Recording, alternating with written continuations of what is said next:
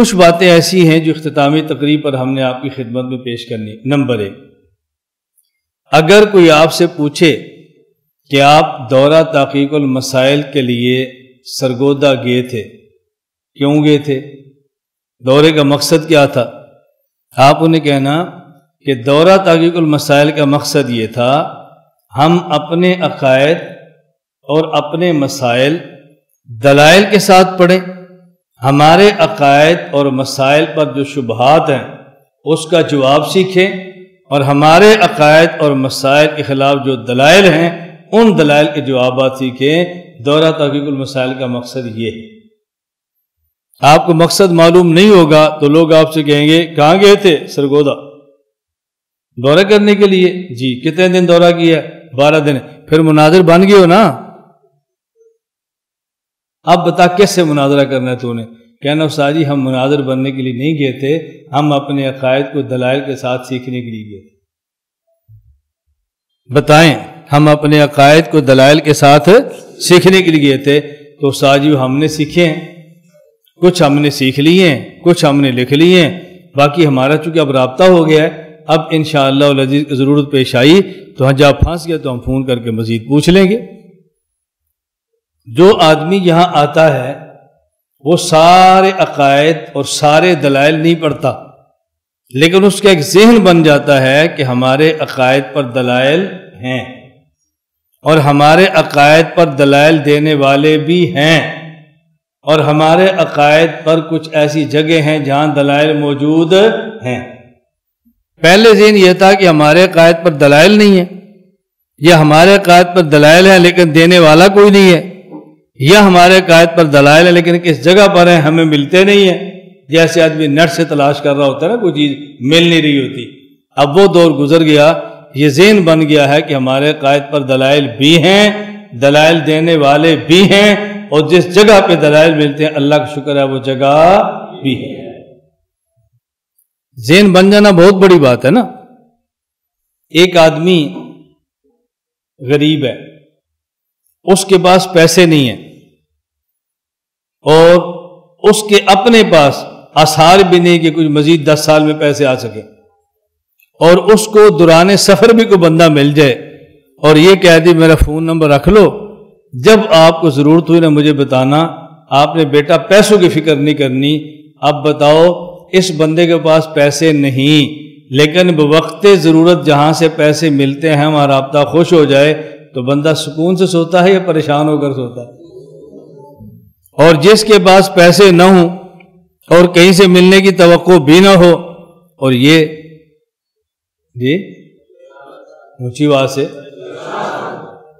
پریشان ہو کر سوتا ہے یہ کوئی دلوں میں نہیں رہتا جہاں سوتا ہے۔ تم نے ایک سبق پڑھ رہی ہے بس سو جاؤ تو ہر جگہ سوتے ہی رہنا ہے۔ یہ پریشان رہتا ہے بیچارہ، سوتا نہیں ہے۔ اور جس کے پاس پیسے نہیں ہوتے لیکن رابطہ ہو جائے کہ مشکل پڑی تو پیسے مل جائیں گے، وہ پریشان نہیں ہوتا، وہ سکون سے سوتا ہے۔ تو ہمارے دورہ تحقیق المسائل میں آنے والے لوگ عقائد کی دنیا میں پرسکون سوتے ہیں، پرسکون سوتے ہیں۔ ان کو یہ ٹینشن نہیں ہے کہ مسئلہ پیش آ گیا تو کیا بنے گا۔ بس اوقات بعض ساتھی مجھے کہتے ہیں ہم نے استاد جی آپ کو 4-5 مرتبہ فون کیا لیکن آپ نے فون نہیں اٹھایا، اچانک ہماری کی گفتگو ہو رہی تھی کہ بحث ہو رہی تھی، بڑی کوشش کی، میسج بھی کیا تو آپ کی طرف جواب نہیں آیا۔ میں نے کہا میں اسی پریشانی سے بچنے کے لیے کہتا ہوں کہ مرکز آ کر دورہ کرو، اسی پریشانی سے۔ کیا مطلب؟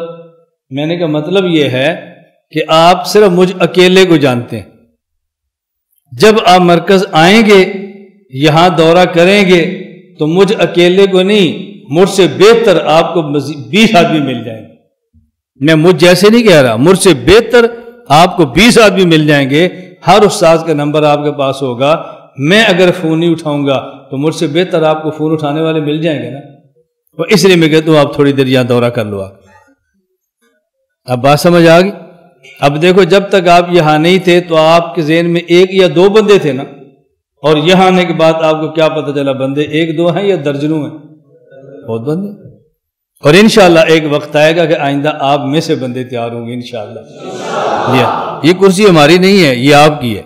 جو پڑھتا جائے گا وہ یہاں بیٹھ کے پڑھاتا جائے گا، جو آتا جائے گا وہ بیٹھ کے پڑھاتا جائے گا۔